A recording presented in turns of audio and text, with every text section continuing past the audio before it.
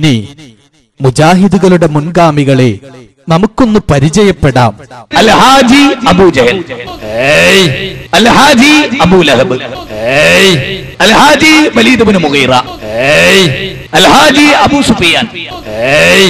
അതി വഹാബി പാളയത്തിലെ മുത്തപ്പന്മാരുടെ പിതാവായ അബൂജഹലിനെ പ്രകീർത്തിക്കുന്ന വഹാബി പൗരോഹിത്യത്തെ നിങ്ങളൊന്ന് കാണുക.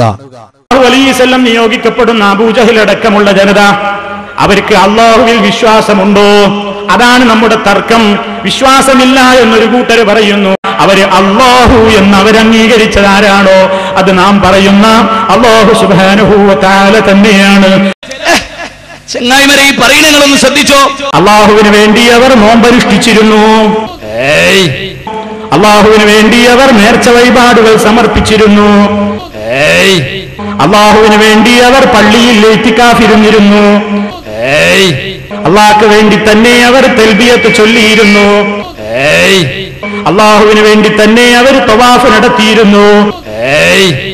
അള്ളാഹുവിന് വേണ്ടി തന്നെ അവർ ധർമ്മം ചെയ്തിരുന്നു.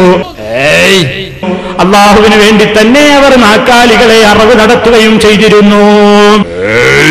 ഒരു കാര്യം ഞാൻ പറയട്ടെ, അബൂജഹൽ അള്ളാനെ അറിഞ്ഞ ആളാണ്. അള്ളാഹ് പറയുന്ന കഫറു കഫറു കഫറു. അബൂജഹൽ അള്ളാനെ അറിഞ്ഞ ആളാണ്. അള്ളാഹ് പറയുന്ന കഫറു കഫറു കഫറു. അള്ളാനെ ഖാലിഖായി അംഗീകരിച്ചയാളാണ്. അള്ളാനെ റാസിഖായി അംഗീകരിച്ചയാളാണ്. അള്ളാഹ് പറയുന്ന കഫറു കഫറു കഫറു. അവരെ അവിശ്വസിച്ചു കഫറു ബിറബ്ബിഹിം. അവരെ അള്ളാഹുവിൽ അവിശ്വസിച്ചു എന്നല്ലേ പറയുന്നത്.